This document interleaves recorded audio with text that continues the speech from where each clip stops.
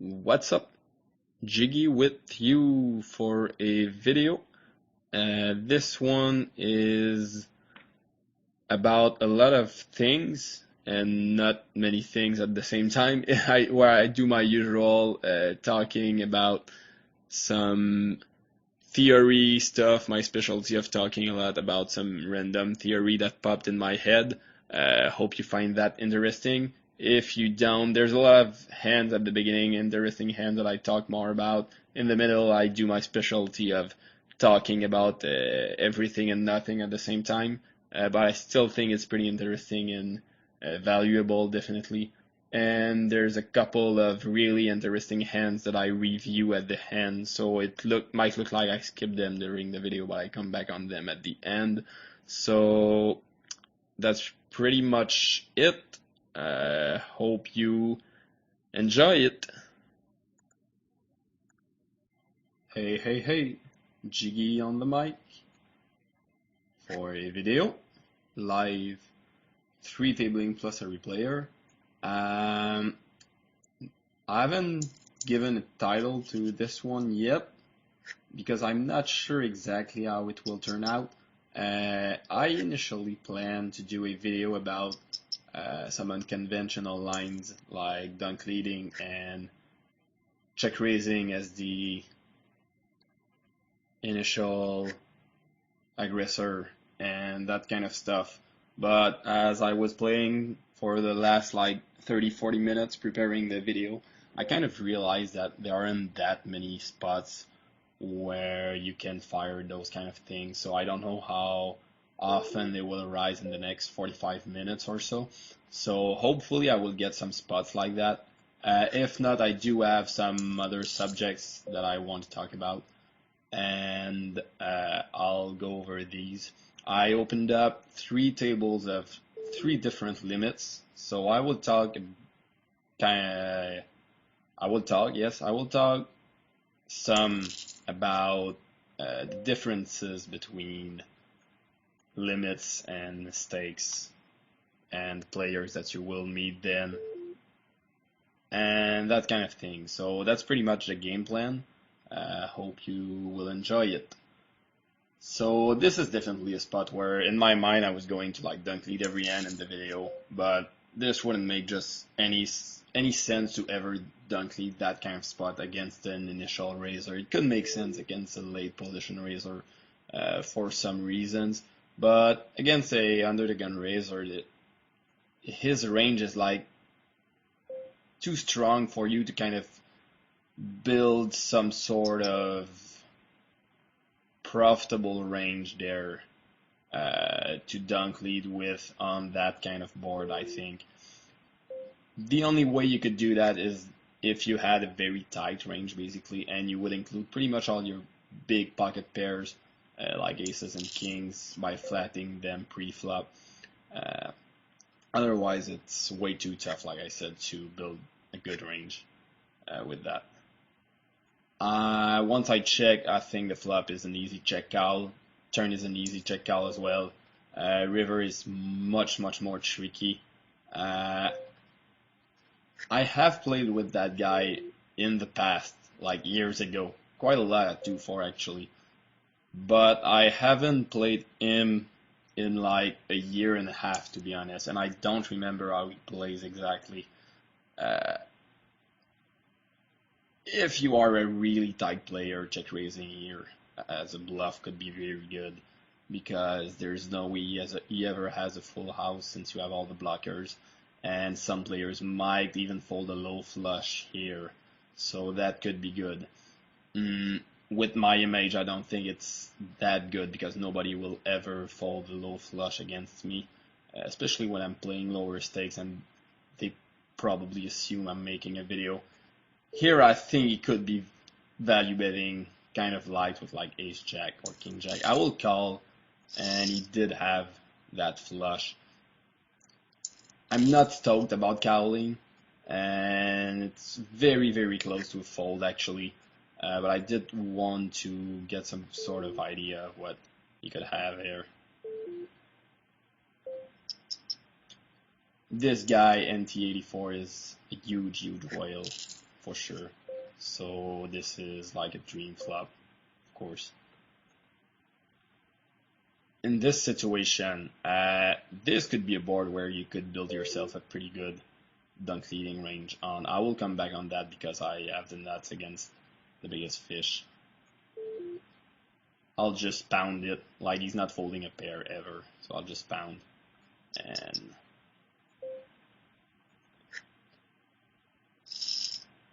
hopefully he will not be folding a pair. If he comes over the top, it totally sucks. Like, I have to go broke, but I'm not happy, and I'm definitely not happy, but I still have to go broke. But I have such a strong feeling that he's got minimum, like, top 2 here. And he's gonna turn over Queen Jack so often, but that's perfect. I have to dodge a gazillion outs now, and I do that. Yes, perfect, cool. It took me some time. He had at least a set. I had the feeling he would turn Queen Jack quite a lot, but we've seen in the past that I usually run ridiculously good in videos, so he obviously had this set. I'm looking at its fold to 3-bet, which is pretty high. I'm gonna try to exploit that here for sure. I'm having trouble with sizings. I'm gonna make it pretty small here, see how he reacts to that. Since I don't have any kind of read to that player, I think this is a kind of good situation to get some kind of read against someone, to do some unusual plays against the player, stuff that they're probably not used to see, and then see how they adapt to that. Because as a general rule of thumb, people definitely tend to go to their most comfortable plays when they encounter stuff that they haven't seen before. This is kind of the psychological principle that can be applied very well to poker. Here I decided to dunk lead, see how he would react to that. I think the turn sucks a lot to go again for a second one because I'm pretty much not making him fold that many in. I'll come back on it. I'll just fire here. There's nothing else I can do, but I think fire, of course. Here I'll flat. It's kind of loose flat, but I want to get some spots to talk about. Definitely not much else I can do but fire here. I expect to get played back at some time.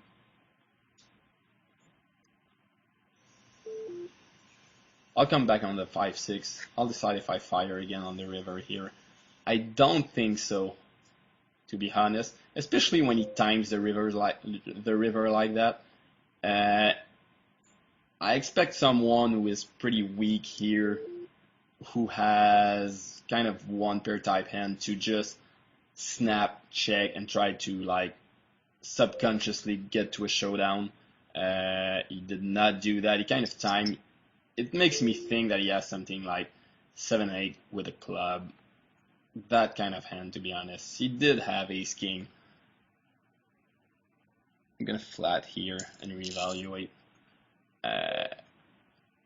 So the good news with that ace king hand is that I do get some reads about the guy that he is going to get kind of tricky pre-flop. I like his play actually of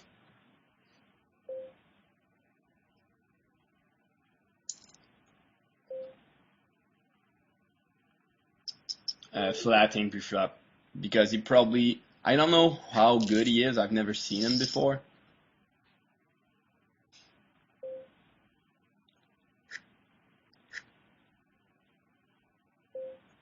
Here I obviously have the absolute nuts. I'm just gonna fire three times basically. Because of my image, I think he knows who I am, and we did build some kind of history on that table for the time I've been playing. So I don't think there's any merit to anything but firing 3 times with my image here. Bad thing with me covering the board so big is that he's not gonna turn over top pair very often, but I still think he can make some big hero calls, much more than he could make some kind of bluffs. He's not going to try to make a big bluff on that board, I think, very often. And he's not floating with air very often. I think he's much more floating with stuff like ace queen, and he could very well end up calling me down with ace queen from time to time for what it's worth. Tables are breaking. This kind of sucks. I'll try to find another one quickly. Otherwise, I won't have any time to talk about anything. Whoa. I'll sit down here. We've lost the fish, and as usual, nobody wants to play. I hate that so much. I'm just gonna 3-bet here, see what happens. You know. In my initial thinking about a video, I wanted to talk about not c-betting that much, but because I think it's kind of a general leak of a lot of players of c-betting too much, and I will use that hand to show how powerful just the delayed c-bet can be actually against so many players.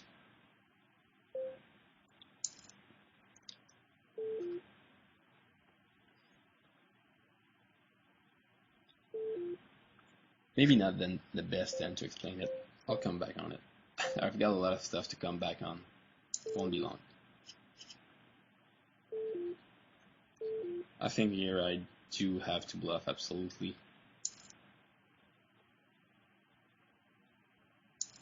Okay, perfect. There are way too many draws on the flop that he's going to be calling with, that he's going to be folding on the turn after my squeeze, so this is absolutely perfect for me. Here I will just put the river. For what I can remember from this player, I think he's most likely to have some weak showdown value hand here, something like pocket 7 or something like that. And if I put it with the board looking that way, I don't think he's ever going to call, especially because of the queen. People tend to have a lot of queens in their flat calling range, stuff like king queen or jack queen suited, or queen 10 suited, or ace queen and ace queen basically. So he's gonna give me a lot of credit. So yeah, coming back on, I've lost those hands. That kind of sucked, and I've lost the players anyway. So, but I did get some read with my 3-bet with queen 7. I did not feel like betting the river again would have been such a smart idea because of his range. The only thing I could make him fold there would be some pairs with a club, like mid-pocket pairs with a club, but he's not going to have that often. I think he's check calling the flop with ace queen quite a lot, and he did have ace king too. After I made it so small pre-flop because I do look weaker, and the timing of his check on the river made me feel like he was pretty strong too. Here I decided to dunk lead it, see where that would lead me. I think this is a really nice spot to kind of turn my hand into a value bluff kind of hand. It's not the best of spots. I would prefer, for that play actually, I would prefer having the nuts, but not for that. But I would prefer having something like, I don't know, 6-7 or stuff like that. Because this is a kind of board where I think most players will raise close to 100% of the time. I'm gonna make some loose flat calls. Don't mind those. I'm just trying to get myself into some tricky spots actually. And the problem here 3-way is that 7, 8, 9, 10 jack. This is straight and there's no real value in betting, I think. I'm just gonna check and see what happens. This is a fold. Yeah, with that kind of board, I do represent pretty strong hand. But even if I do represent a very strong hand by dunk leading, I am going to get kind of floated quite a lot by a lot of pair plus straight draws or flush draws type of hands here. And 3-way, I think I will get a lot of respect. And on that draw you have a board, most people will definitely tend to raise with anything 2 pairs plus. So when I only get called, I think I can get away with a turn bet very, very often because his range will be weighted so heavily towards 1 pair type of hands, and I can represent really strong, like I said, leading into 3 people. When I check and I end up check calling, and then that kind of turn comes, I will be the one stuck in like a terrible spot. And you don't want to play that guessing game too often. And this is definitely a kind of board where you can build yourself a very good dunk leading range. I don't have a clue about sizings at 3-6. I don't know why. I'm just gonna.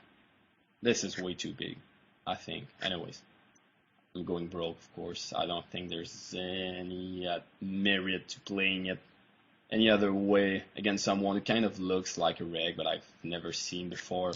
I'll go broke and see what happens. I don't like calling out of position and then having exactly what I'm representing, basically. This is something I try to avoid in those kind of situations. There was one other thing that I wanted to come back on, and then I will start talking about the other stuff that I wanted to talk about, but like I had more interesting hands in the first 20 minutes here than in the last 40 minutes, I think. This guy looks like he's pretty bad. I think he open limped a couple of hands before. I'm gonna flat once again. This is way too loose and probably not profitable, but I expect him to flat close to 100%. So I'm kind of getting some right odds, and then I can make some good, possibly make some plays afterwards.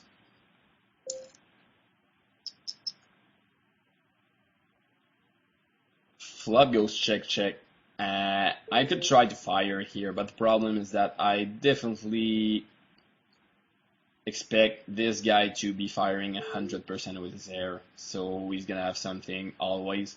And this guy is gonna, I think, like a bad player here, is going to have a lot of ace-6 in his range that he's never going to fold. So I don't think a bet is that profitable, to be honest.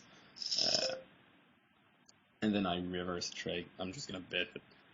I would probably have given up if the river was a total brick, because in a limped pot like that, if he has a pair of 10s, which was top pair in the flop, he's probably not going to fold it to any kind of bet.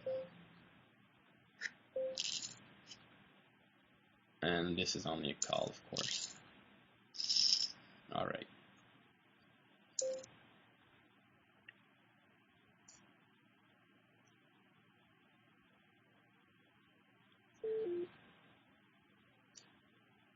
Against some player, this could be a spot where I could see a check back being good, especially against players who are extremely aggressive and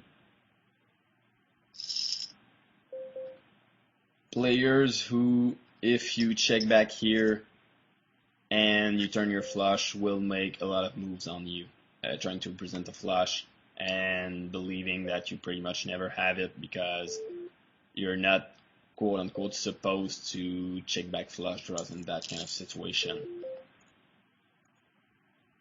Here, this could be a very good board for dunk leading with a whole lot of hands, but I have absolutely no equity in 3 players. This is not like profitable ever, I think.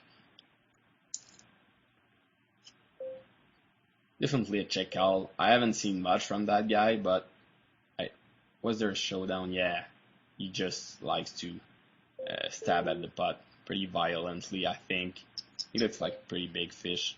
I'm probably gonna just check call down, depending, unless he bets something really big on the river and gives off some strongness tells. Like I said, I probably will check call down, but yeah, he's just fooling around. And he just won himself the purple tag with that. This is a spot where I want to see bet, because it will be a spot where going for multiple barrels would definitely be good. Okay, so coming back on,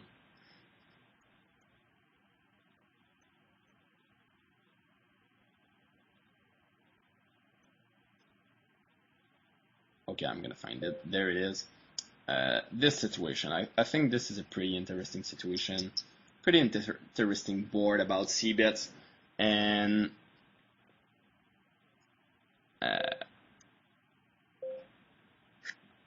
trying to understand how about dunk leading. I mean, and trying to understand how dunk leading kind of works here.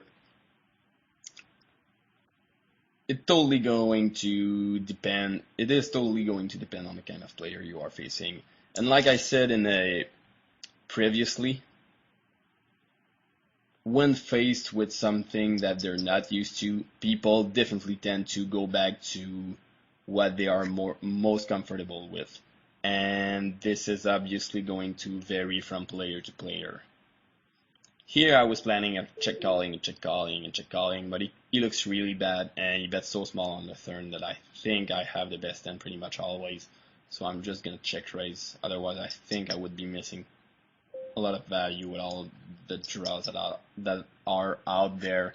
He's probably going to at least call the turn with something like Jack Queen. Now I've pretty much lost all my value. I don't think betting has any merits.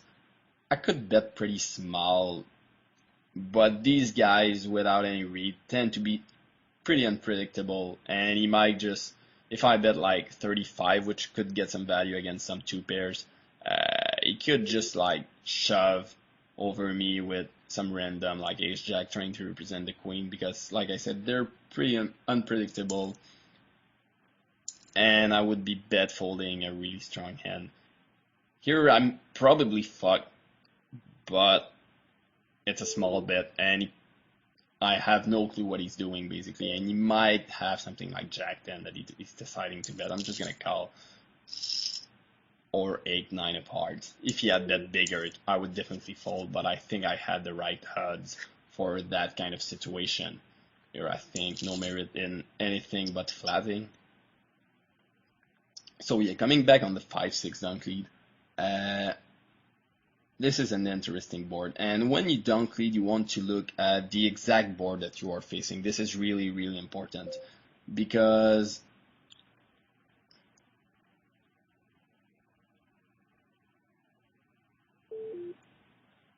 he's betting pretty big. I was planning on raising the turn and probably shoving the river, but this is kind of big bet, and I don't have much space for the play, much room for it. Plus, I think when people bet that big, they tend to have it more often than not. So I'm just going to give up and give him more credit with his sizing than I would have with any other kind of sizing, basically. It might be a standard sizing. I've never played against this guy, but I'll give him credit for that time. I did have a good spot to try and pull bluff, though. Could have been nice. So yeah, I will end up finally talking about that 5-6 offsuit hand. Here I turn and river trips.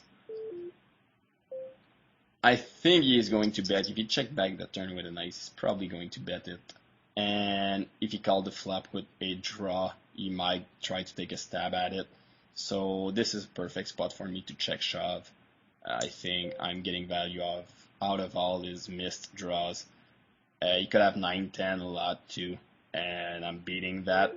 There's no 9 that is beating me ever that called the flop. So I have the best hand always, I think, unless he checked back the turn with some kind of nuts hand, which he did. I did not expect that, definitely, but I still think I like my play against that kind of player. I don't think it's really debatable. We dunk lead here again. And these two boards are very, very, very different as far as dunk leading goes, and I will explain why. When I say that you want to look at the exact board and the player you are facing when you try to build yourself some kind of dunk leading range.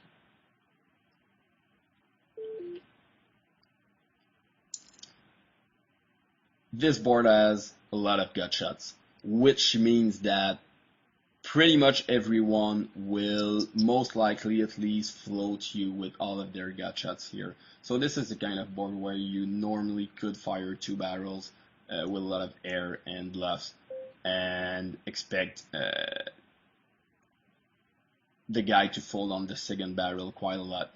If you get raised there, as I was talking about people coming back to what they are most comfortable with, it's going to depend on the player, but generally speaking, in such a spot where I'm gonna call because of this guy, of course.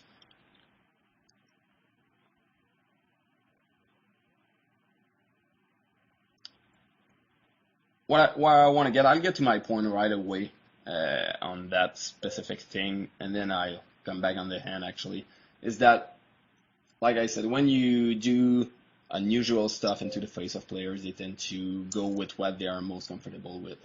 And most players fall under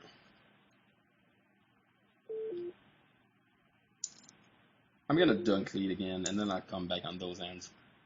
Most players fall under one of the two categories, being they either fold too much or they don't fold enough.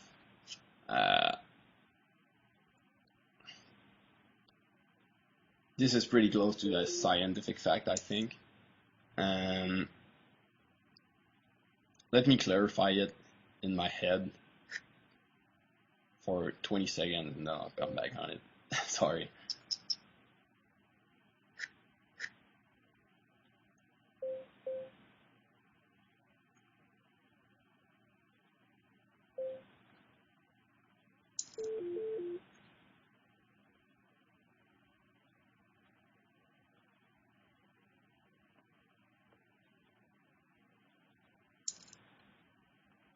This is a big 3-bet.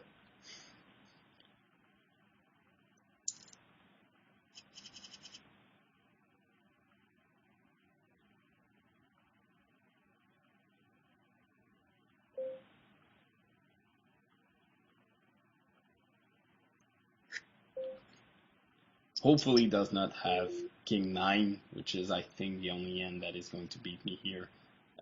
I think I can represent being full of crap often enough for a check shove to be profitable here. With all the draws that did not get there.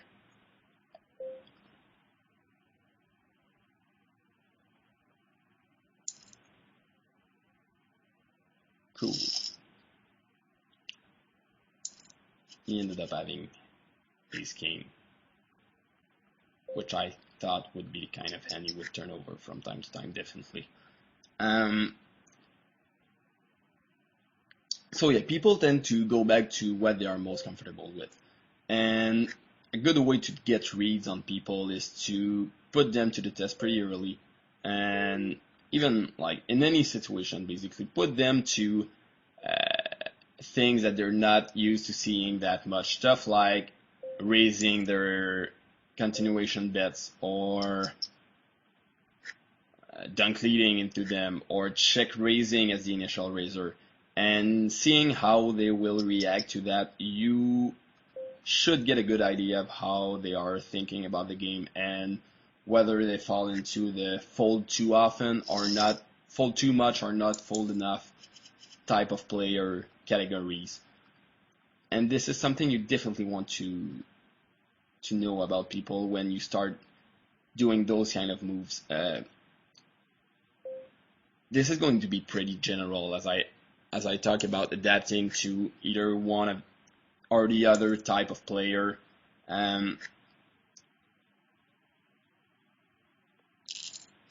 But I think I'll just pause the video and I'll make it clear in my head. I'll come back in a few minutes. Sorry. So yeah, starting back my idea from the beginning, basically, I think one of the biggest mistakes that most players make is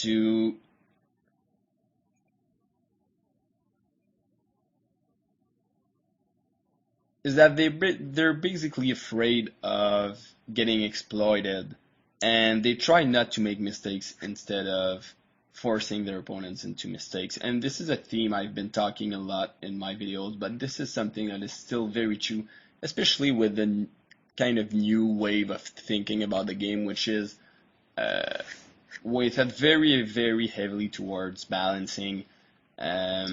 People try to get their games better by trying to get very balanced and getting better ranges for this stuff and this stuff and this kind of stuff. But this is definitely a mistake at a lot of stakes, and this is one of the biggest difference between small stakes, mid stakes, and high stakes. Basically, is that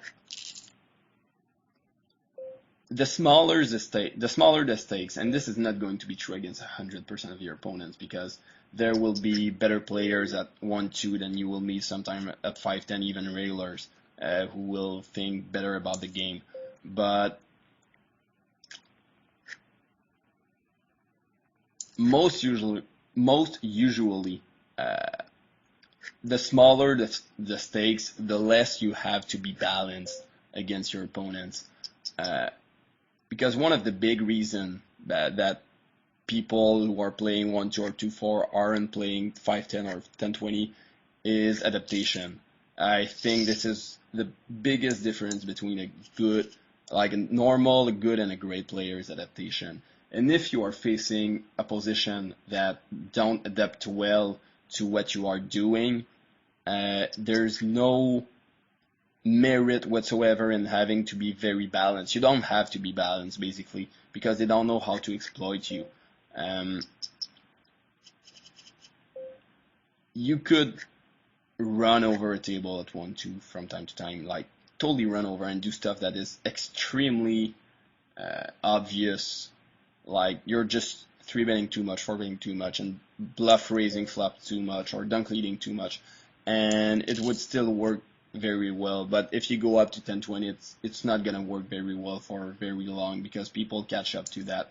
So instead of trying to always be perfectly balanced, I think people should concentrate a lot more on finding imbalances in their opponent's play and then working on their own adaptation from there. And then it's easy when you work on that too, after that, when you see how you're supposed to adapt about one thing and then another thing, to kind of project that to your position and realize how they will be adapting to your imbalances in your play. The thing is that you want to create imbalances in your play when you are facing players who don't adapt well, strictly because they don't adapt well. And if you don't create imbalances, and if you concentrate too much on being balanced yourself, you're leaving money on the table pretty much always, and you're retaining yourself from making some plays, probably pulling the trigger in certain spot by fear of not being balanced enough. But the truth is, if you're against someone who's not exploiting those imbalances, it doesn't care whether you're balanced or not. So my whole point is, stop thinking about being balanced and start thinking about whether your opponents are balanced or not. And when you concentrate on that, it will help your game anyways. So stop worrying so much about yourself and start worrying about your opponents and what they are doing and how could you exploit that, and what could you make about that, and work from there.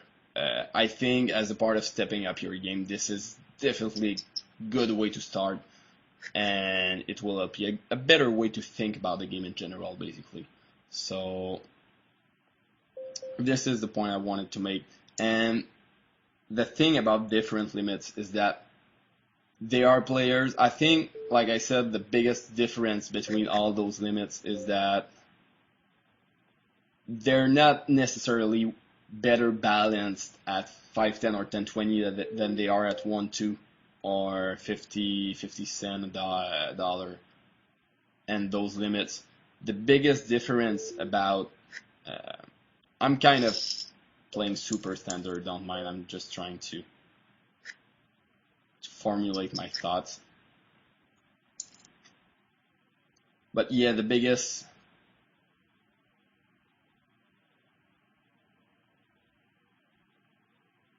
difference about those players is that there are players that are much more balanced at 1-2 than there are players at 10-20 who in certain spots. But it doesn't mean that they are better, because the players at 10-20 could be a whole lot better because they're better at adapting to the weaknesses of their opponents, and it makes you a tougher player. And once you realize that, you stop being so afraid of trying unusual stuff, which are dunk leading and check raising as the initial raiser and that kind of thing. This is definitely a great board to try and do it. Not that great of a board actually, because it's going to have top pair quite a lot. But I think a great situation in general. This sucks when you bet strong on the river. I don't think I'm ever good here. I can't see how I would be good. If I'm against someone who's betting, I should have checked his stats before of betting the flop. Anyway, I'm gonna bet before running out of time. That was almost dumb.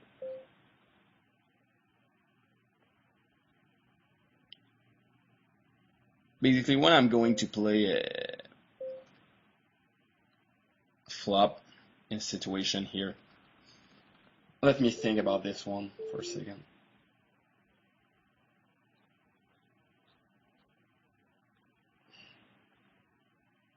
I think this is a shove. I don't think there's any merit in anything else. I think this is full. So yeah, my check raising on the flop was not based on pretty much anything. I just wanted to do it for the sake of doing it and then seeing what happens and try some new stuff. And I always end up hitting in those spots when I make videos, which is kind of dumb.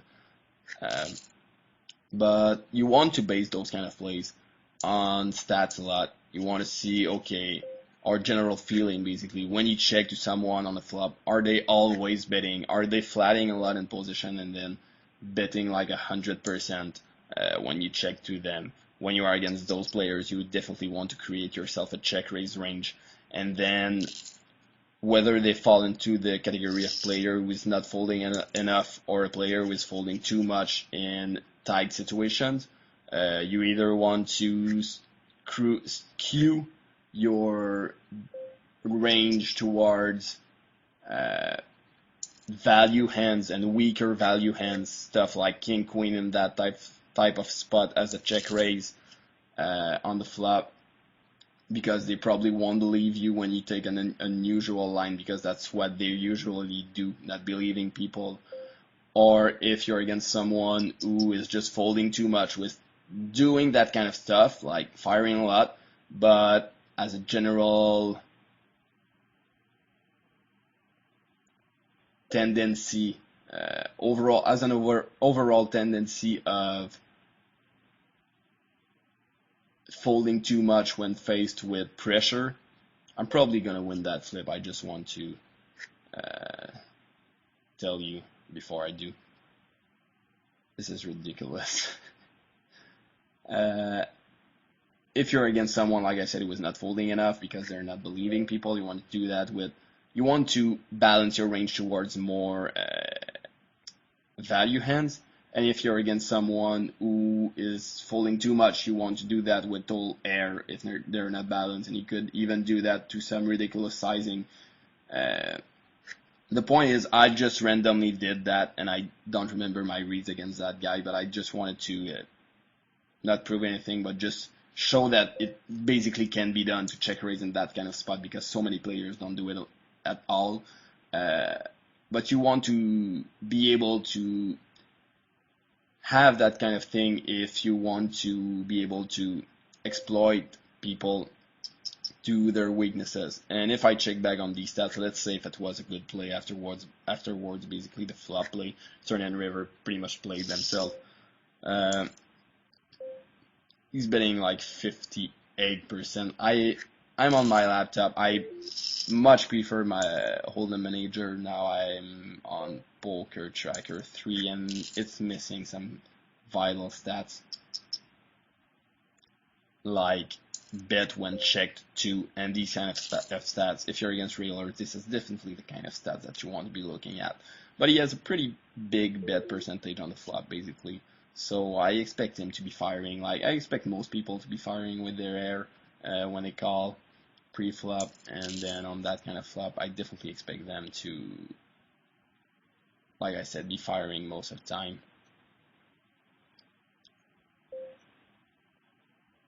Here I've never played with Mr. Roshan, and I just have 131 hands, so my stats aren't relevant kind of at all. My post-flop pre-flop stats are kind of relevant. Post-flop are not. Gonna think about this one. I definitely don't like just calling the turn and then folding to the river, and I don't remember his bet sizing on the flop, which sucks.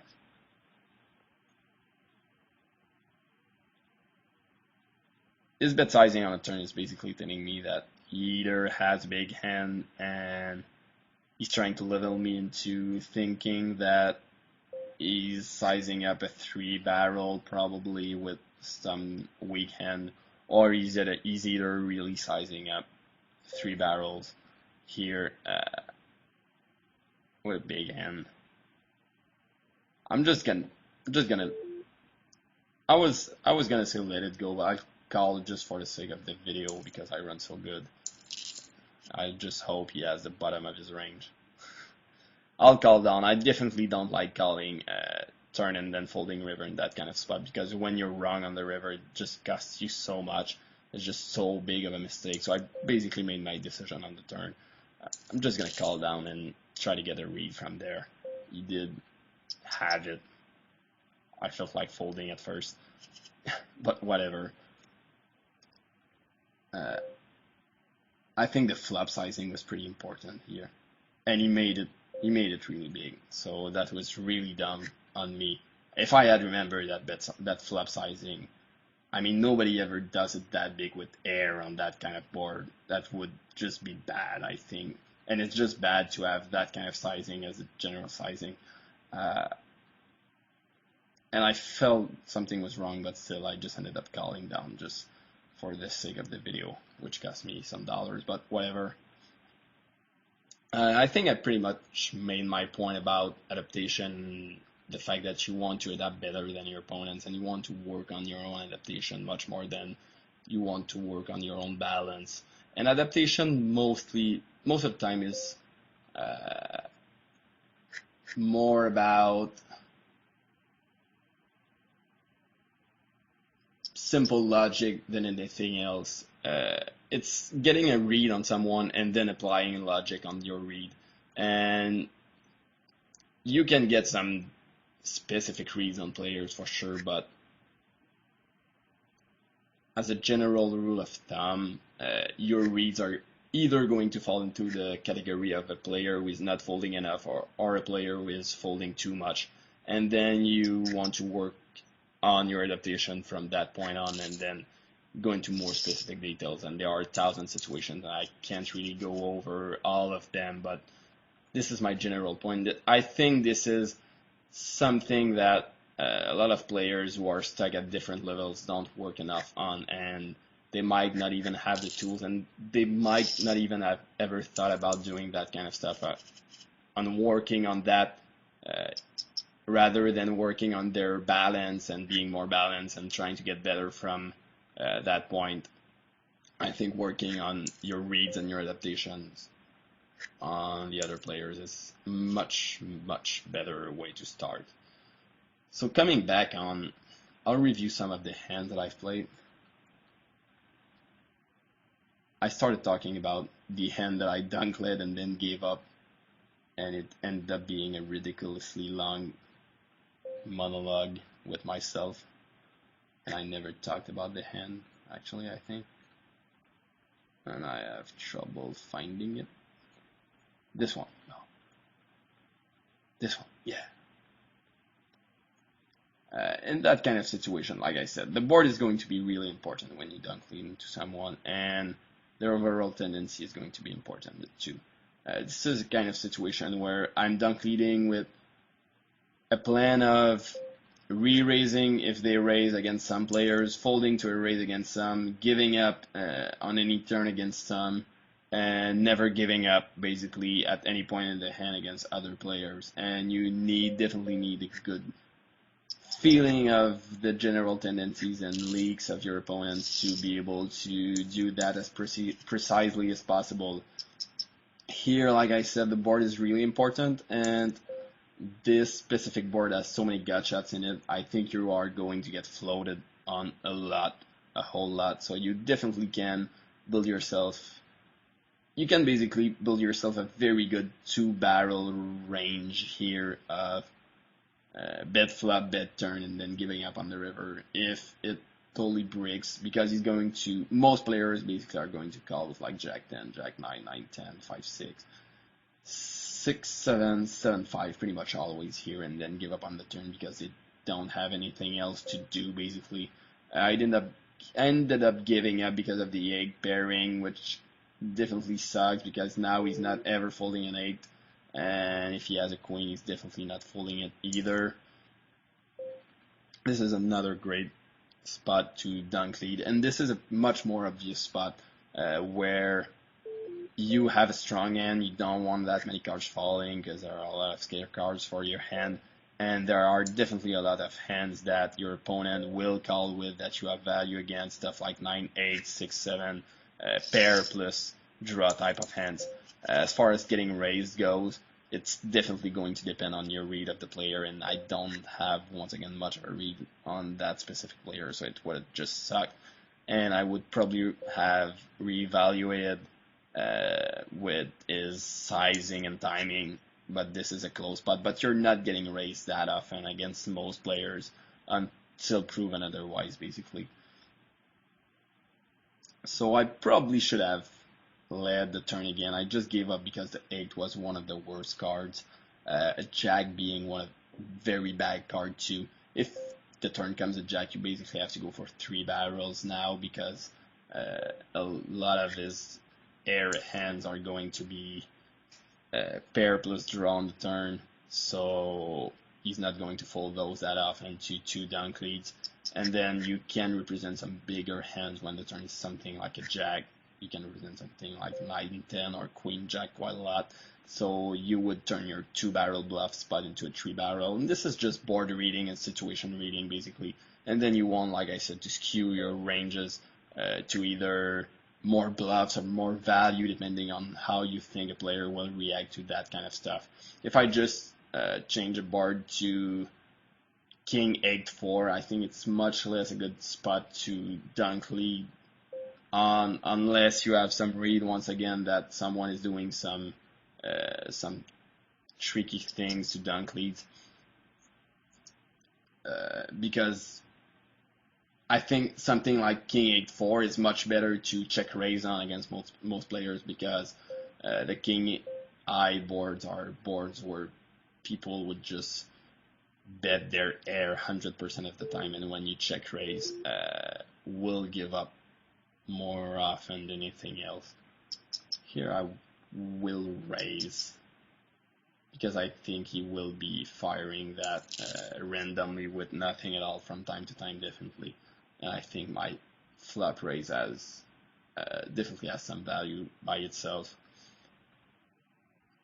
Now with him tanking when the turn comes a diamond, it definitely feels like he hit the flush and he doesn't know what to do with it. I'm going to give up. I'm probably never ever good, but I'm still going to give up. And I 3-bet really small here, just to show you that it can be done, and just to show you that this is the kind of spot where once again you are going to get reads on your opponent, and you put them into situations where they are not comfortable playing. And when you get comfortable at doing that kind of stuff yourself, you can exploit the way that they are gonna react to that, because you're gonna get used to these things. And more often than not, like, players are either going to, like, the general consensus of forbidding this is kind of spot, like any spot is kind of different when you do those tricky things. But in this specific spot of 3-betting super small in position, I expect most players to play back at it very often, because it definitely looks weak. So if you're against someone who's super aggressive, you want to do that with like aces or kings, because you tend to be 4-bet quite a lot when you do that. If you're against someone super weak, you can do that with any 2 cards and then fire the turn, and then they're gonna fold a lot, and you haven't. It did not cost you much to do that. So this is definitely the kind of thing you want to do, either one side or the other, when you're facing someone who is unbalanced and you want to exploit those kind of situations. Here I don't have a read. It kind of sucks not to have like big reads on players, but I can like build a big database just for the purpose of the video, unfortunately. Maybe some hand reviewing things would be better for that kind of thing. I'll definitely come back on these concepts anyway. It's kind of more of an introduction to them. But I think I do not expect a 1-2 regular to adjust his 4-bet range well to that kind of thing, because normally any player's 4-betting range will be hands that are pretty much unplayable out of position post flop in that situations, and are not basically good enough to call with some hands like, I don't know, ace low suited, because you have an ace blocker, pure air basically, or strong hands of course. But I expect people to call a lot with a lot of hands that I have dominated when I do that kind of stuff. Something like King 10 suited, Jack Queen, Jack 10 suited, all those hands that look like they play really well post flop to that situation. So I'm going to be dominating a lot, and when they 4-bet bearing any really strong hand, of course it augments your variance a lot when you're facing monsters, but I expect people to play back a lot at it, and with not the right hands to face my hand basically. And you definitely want to have a king in there too, because when the board comes king-eye, people tend to bluff a lot at it in those positions, and you want to plan the hand in your head ahead of time in that kind of situation and work from there basically. And I think this was a good spot to 3-bet really small, call the 4-bet, and then play from there and see how he reacts to that. Try to get some kind of read. Just one hand that gets to showdown. One of these kind of hand that gets to showdown can give you a lot of information about a player. Like the hand where I 3-bet Queen 7 suited earlier in the video, and the guy flatted with ace king off and then check call. It did give me a whole lot of information against that guy, even though it might not look like it that much. Here, I'm just gonna fold. Looks like he's doing that with hands, and he just won a pretty big pot against me, so I would normally expect a guy like him to tend to just give up if he did not flop anything more often than trying to pound on me once again. I should have check raised here, I think. That would have been a good spot, good situation to try the dreaded check raise after being the initial raiser. Okay, I'm gonna call, and I'm gonna give up this one because I just don't feel like barreling it. This is definitely kind of board where you want to, kind of situation blind versus blind kind of board that you want to check a lot more than you probably do against players who can play back at you.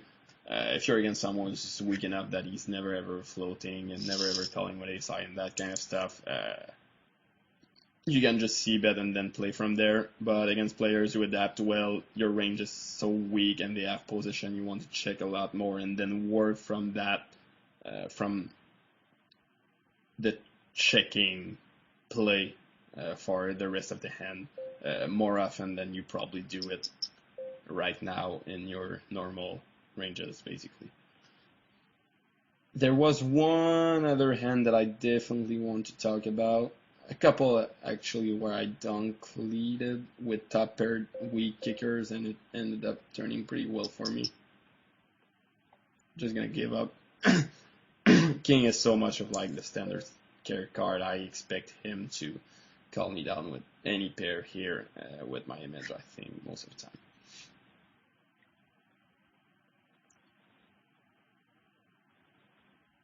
Was it the 2-4 table? Is it this one? Yeah. Was it this one? It's a while ago. Okay, those two ends we play back to back. I think I'll review those two ends and the video right here. It kind of went into the video. It kind of went in a lot of direction, but I hope you kind of grasp the essential of it and then understood some of the principles that I want to talk about, and then you start working on the right things from now on, which are exploiting your opponents instead of forcing not to get exploited.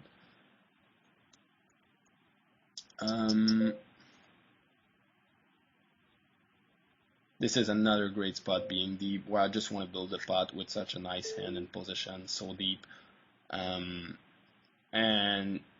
make it so small that it's going to be tricky for him. I could, like, as soon as, like, it could look like I'm never going to show up with a really strong hand here, but as soon as it looks so, I can start showing up with really strong hands and do that kind of play with aces, and then it starts getting fun from there. But with this guy flat calling, I don't think he's ever weak, and I don't think he's going to think that I have a big pair very often, and since he's going to have at least some kind of middle pair pretty often himself, this is not the best spot to start barreling at, because my story won't hold together that much if I start barreling here, and I might get just check called on with something like tens, no matter how, like tens, nines, or jacks, no matter how the board run, basically. So not the best board for me, obviously, and I pretty much just want to give up because I don't have much fold equity and I don't have that great of a chance to build a nice plan from there on. So coming back on the jack 10, knowing board to run quite a lot, I'll just sit out from my tables, otherwise I won't ever be able to talk about what I want to be talking about. Here, not so good of a spot to be dunk leading on, because you're basically just over-representing a hand that has a lot of showdown value. 4-way, this is definitely not, it's a very playable hand when you check, and dunk leading it just makes it over-represented, so you're pretty much losing the value of the actual hand, and it absolutely sucks. It's not like you're heads up and you can get some value out of it. 4-way, you never ever get some value out of it. So this is one of the difference between a good dunk leading spot and a bad dunk leading spot. The fact that you won't get any value from worse hands in that kind of situation. I think I can call once, probably not twice, even though I don't know the guy that much. He looks pretty standard, but pretty aggressive from what I've seen so far. But still, people don't tend to be too aggressive on later streets and multi-way pots. And if there are some cards, I do have a backdoor, and I could turn some hearts that could give me the ability to turn my hand into a bluff. So the board is interesting enough and could offer me enough options plus backdoor possibilities for my flop call to definitely be profitable, even 4-way. Even if I'm not exactly sure of what I will be able to do on later streets, I still think I can make it profitable. And this is nothing else but a call, obviously. If the backdoor gets there, it's very well concealed. and if the hearts doesn't get there, he might just give it up. And this is a really close spot. I expect him to give up his heart draws, and I'm probably going to fold to a shove because I'm representing Queen X quite a lot, and he probably doesn't think that I will be folding Queen X to a shove here. So I think this is a pretty easy check fold on the river, even though I improve my actual hand, but the problem is the guy looks like he knows how to hand read, and I improved my perceived hand strength even more than I actually improved my actual hand, because he probably knows that I'm not calling twice with a naked hard flush draw, so I pretty much always have a queen when I call the turn again, and he probably doesn't expect me to fold it on the river, so he's probably just strong with sixes, threes, or king, queen, ace, queen here. Pretty easy fold on the river, I think, even though I made trips. So yeah, I'm pretty much sitting out from all the tables now, so I can talk about this end and then end the video. Another nice spot to dunk lead on, and definitely a spot that you can build yourself a very big dunk leading range as a bluff, plus for value that you want to either skew one way or another depending on who you're facing. Here, knowing boards are run quite a lot, but I haven't played that much lately, so my reads are kind of rusty. I actually don't remember if he's that aggressive, to be honest. I'm looking at his stats. From what I remember, he's kind of tight-ish guy pre-flop and pretty aggressive post-flop, capable of some moves, but still pretty straightforward most of the time. That would be my read, and it could be off because it's been a while since I've grinded a lot, and I basically build these reads out of experience and like dynamic during the sessions. But anyways, this is a board where if you're against someone who's super weak, you just want to dunk lead with any two basically, and expect your flop bet to be very profitable. If they're just folding, if you don't have any retarded image like I do basically, which plays against me, and if I want to build myself a big bluffing range at that spot. Yeah, like I said, this is a board where you can dunk lead with any two and expect it to be profitable. But against someone who's overly aggressive, this is a board where you can definitely dunk lead stuff like king jack or ace jack if you have an aggressive image of yourself too. Queen jack, jack 10 I wouldn't like that much against someone really aggressive because you are going to be facing a lot of raises, and then 10 jack doesn't play that well into a raise. But from what I remember, this guy's not too aggressive, and like I said, pretty straightforward, so I don't think he's going to raise that much with air on that flop, and I probably can just dunk lead and then fold to a raise against that guy. From what I remember, it was actually my plan. But a lot of players, you can dunk lead a lot of flush draws as well. If you get raised too often because you dunk lead too often, you want to skew your range towards more value hands, of course, and that kind of stuff. But I decided to dunk lead because I think I do have value against still some hands. Probably raising all of his jack suited on the button. A lot of weaker jacks, basically. I would much prefer having king jack or queen jack, of course, but that's not what I had, and I did not have 20,000 hands for that video, so I decided to dunk lead that one.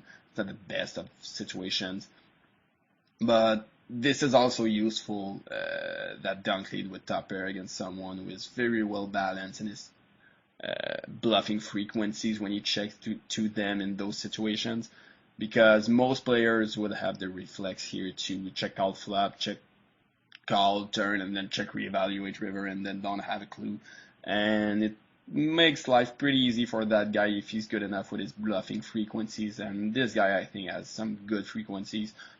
Not bluffing that much, but still bluffing enough, so I'm kind of lost most of the time. So I decided to dunk lead, see what happens. He calls. When he calls, I expect my hand to be good quite a lot, because like I said, it's pretty straightforward, and I expect him to be definitely raising ace-jack and up here. Really strong hands like 2 pairs and sets too, and that's and probably bluffs as well, but not that often. So I expect him to have either king jack, queen jack, any jack basically, a pair of sixes, pair of deuce, something between sixes and jacks, to a pocket pair in there, or flush draw.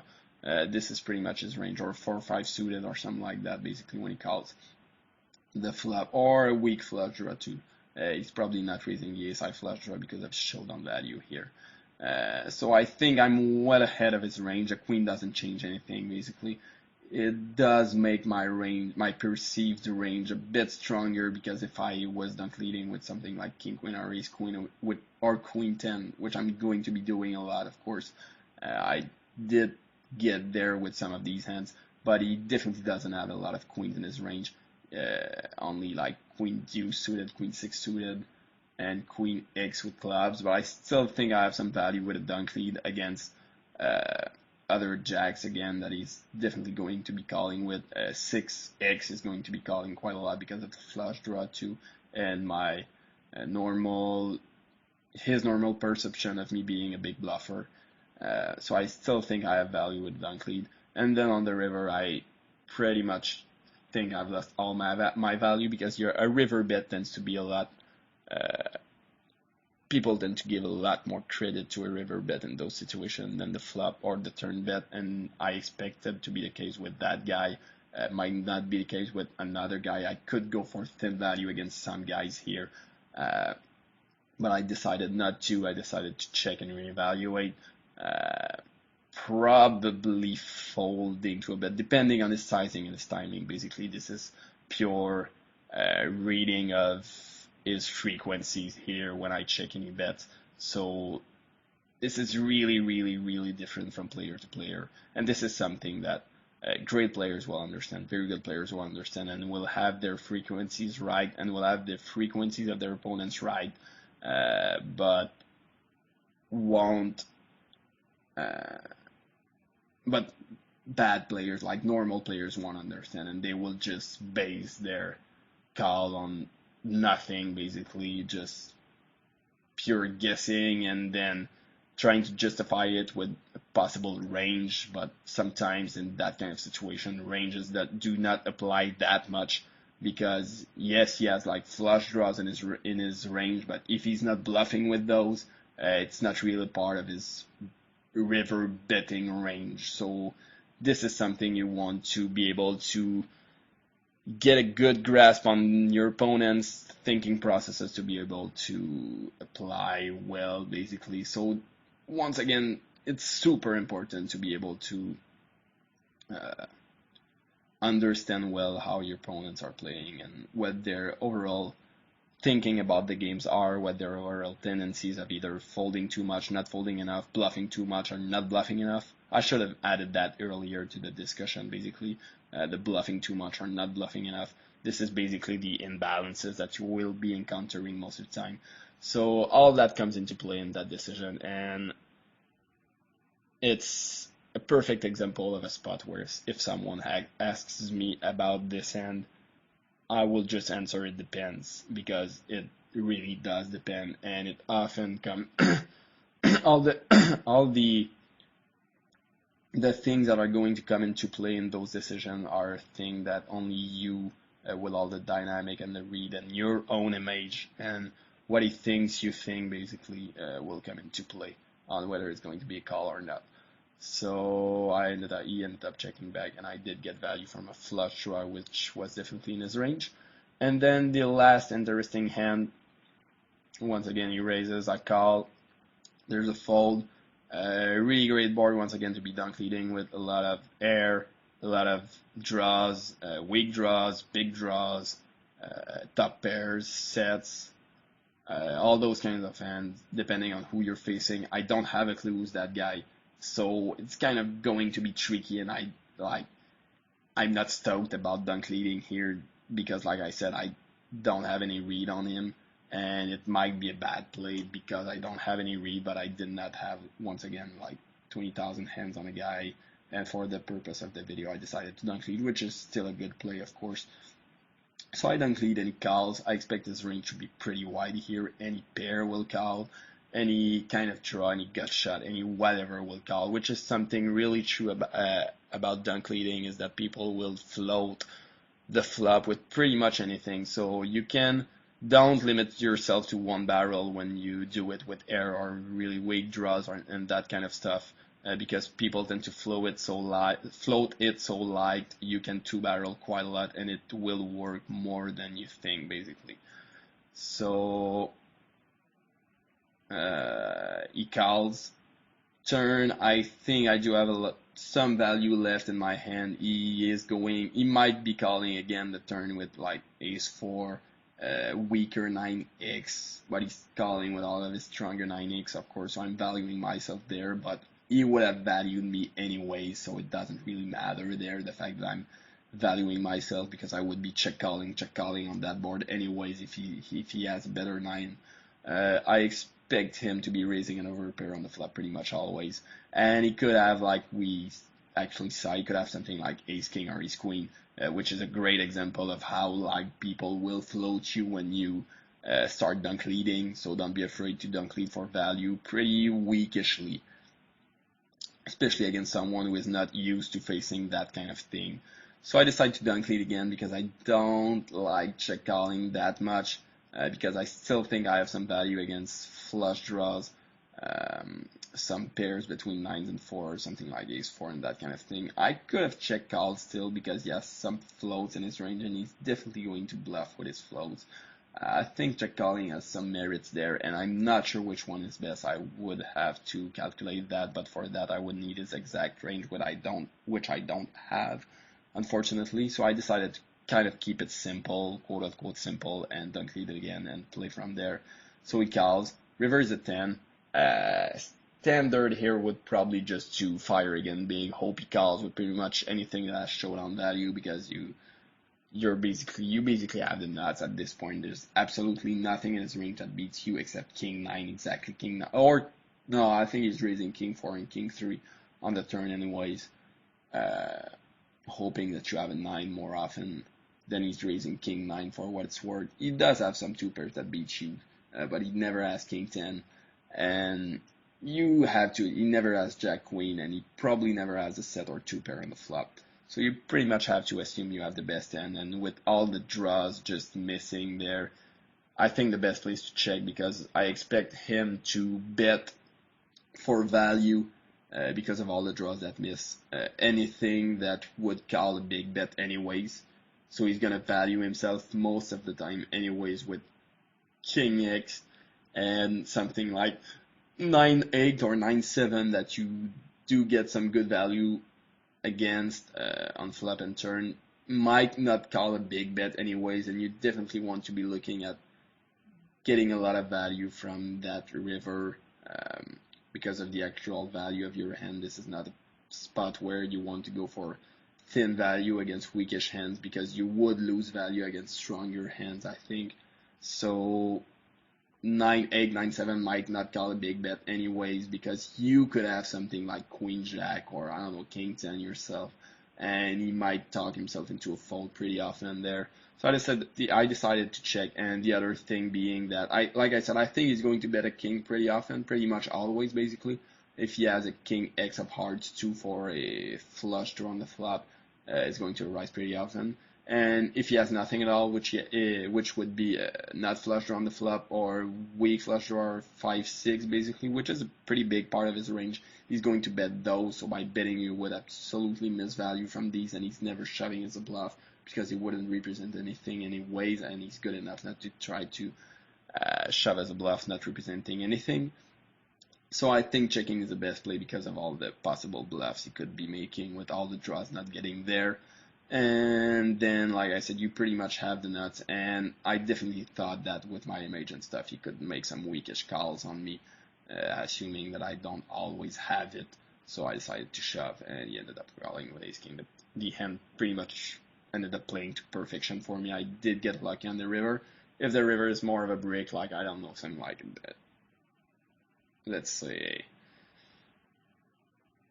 let's put a 3 of spades out there on the river, I think I would have probably bet again for value myself, and then he would have called, and I would have value bet myself on the turn and river. But like I said, it's not that bad of a thing in that kind of spot, because this is definitely the kind of spot where I would have been valued off my hand anyways if I had check call, and check call. And since I'm not too familiar with his bluffing frequencies, and either I should check fold or check call in that kind of spot, I think I'm going to make mistakes most of the time. Not most of the time, but very often. So I kind of prefer taking the lead in the hand and then letting him work from there. So I think that pretty much wraps up the video. That was a lot of stuff, basically, a lot of random, pretty much anything stuff. I hope you liked it, and I will definitely come back on those principles, and I will try to make some videos about dunk leading and check raising as the initial raiser. But I will probably take hands that I've played myself or hand histories. If you could submit me hand histories, that would be great for that, and talk about those, because still these spots don't arise that often, and don't like go too crazy after watching this video to trying to do it every single hand, because it's usually not that great of an idea to try to play every single hand trickily like I kind of did it that video. It ended up working well, but that's because I run good. So don't go too wild against that. About that, I just wanted to kind of introduce you to that kind of concept, and I definitely wanted to make you understand that adaptation is much more important than balance, and I think it will be the moral of that video. So take care, guys.